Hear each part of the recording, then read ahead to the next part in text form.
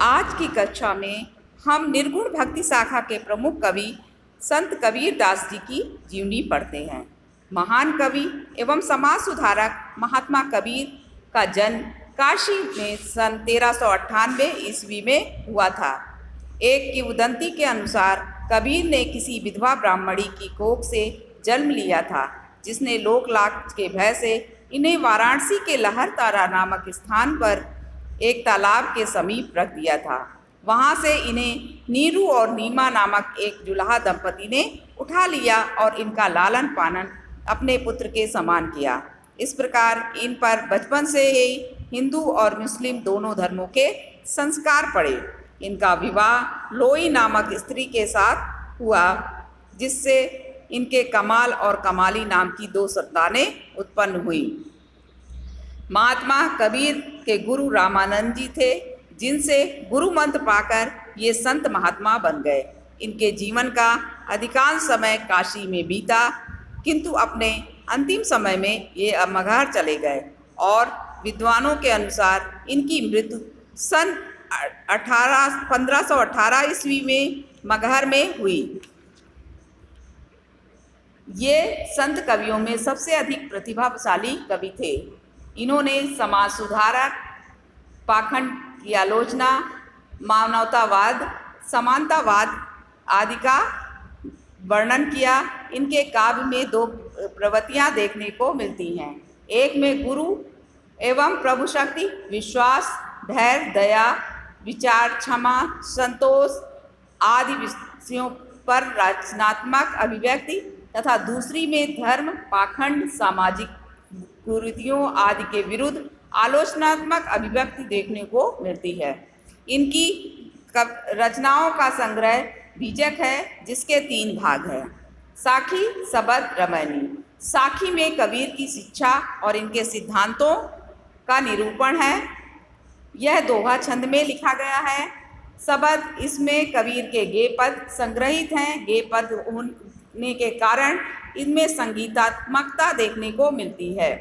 इन कबीर के अलौकिक प्रेम और उनकी साधना पद्धति की अभिव्यक्ति इसी में हुई है। रमैनी, इसमें कबीर के रहस्यवादी और दार्शनिक विचार व्यक्त हुए हैं। इनकी रचना चौपाई छंद में हुई है।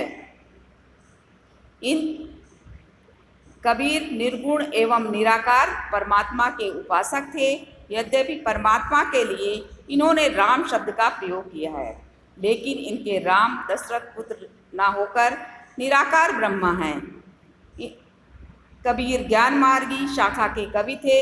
इनके अनुसार ज्ञान और योग की साधना से ही उस परम ब्रह्मा का साक्षात्कार संभव है। अतः इन्होंने बाह्य आडंबरों का विरोध करते हुए मन से परमात्मा का ध्यान करने का उपदेश दिया। ज्ञान और नाम स्मरण को प्रधानता देते हुए कबीर ने प्रभु प्रेम की महत्ता प्रतिपादित की है। परमात्मा की भक्ति में प्रेम सर्वाधिक महत्वपूर्ण है। कबीर ने प्रभु भक्ति का संदेश देने के साथ साथ नीतिगत तत्वों का भी उद्घाटन किया है। सत्य और एवं अहिंसा को जीवन का आधार तत्व इन्होंने माना है। कबीर महान समाज सुधारक थे। इनके समकालीन समाज में अनेक अंधविश्वासों, आडंबरों, कुरीतियों एवं विविध धर्मों का बोलबाला था। कबीर ने इन सब का विरोध करते हुए समाज को एक नवीन दिशा देने का प्रयास किया। इन्होंने जाति पात के भेदभाव को दूर करते हुए शोषित जनों के उद्धार के लिए अपना स्वर मुखर किया और कबीर ने हिंदू मुस्लिम एकता पर भी बल दिया। कबीर का रहस्यवाद साधनात्मक एवं काव्यात्मक दोनों कोटियों का है। कबीर काव्य की सबसे बड़ी विशेषता समन्वय साधना है। कबीर ने यद्यपि पढ़े लिखे नहीं थे, इन्होंने संतों के सत्संग से ही सब कुछ सीखा था। इसी कारण इनकी भाषा में अनेक भाषाओं का मिश्रण देखने को मिलता है। इनकी भाषा में अरबी, फारसी, भोजपुरी, पंजाबी, बुंदेलखंडी, ब्रज, खड़ी बोली आदि के शब्द मिलते हैं। इसी कारण इनकी भाषा को पंचमेल खिचड़ी या सदुकड़ी नाम से जाना जाता है। भाषा पर कबीर का पूरा अधिकार था। इसी कारण आचार्य हजारी प्रसाद द्विवेदी ने इन्हें वाणी का डिक्टेटर कहा है। भाषा पर और लिखा है कि भाषा पर कबीर का जबरदस्त अधिकार था, वे वाणी के डिक्टेटर थे। कबीर ने अलंकारों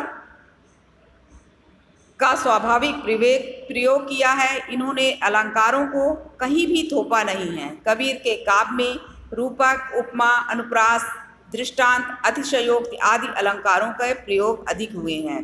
कबीर को दोहा और पद अधिक प्रिय रहे।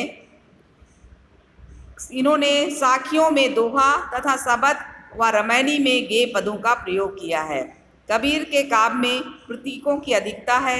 साधनात्मक रहस्यवाद में तो प्रतीक सर्वत्र विद्यमान है। कबीर की शैली सरज, सहज और उपदेशात्मक, भावात्मक रही है। अतः कहा जा सकता है कबीर महान विचारक, श्रेष्ठ समाज सुधारक, परम योगी और ब्रह्मा के सच्चे साधक थे। इनकी स्पष्टवादिता, कठोरता, अक्खड़ता यद्यपि कभी कभी नीरसता की सीमा तक पहुंच जाती थी, परंतु इनके उपदेश आज भी सन्मार्ग की ओर प्रेरित करने वाले हैं। इनके द्वारा प्रवाहित की गई ज्ञान गंगा आज भी सबको पावन करने वाली है। कबीर में एक सफल कवि के सभी लक्षण विद्यमान थे। वे हिंदी साहित्य की श्रेष्ठतम विभूति थे। उन्हें भक्ति काल की राह तू चले कबीरा ही उनका आदर्श है। इस प्रकार से निर्गुण भक्ति धारा के पथ प्रदर्शक के रूप में ज्ञानोपदेशक कबीर का नाम सदैव स्मरणीय रहेगा।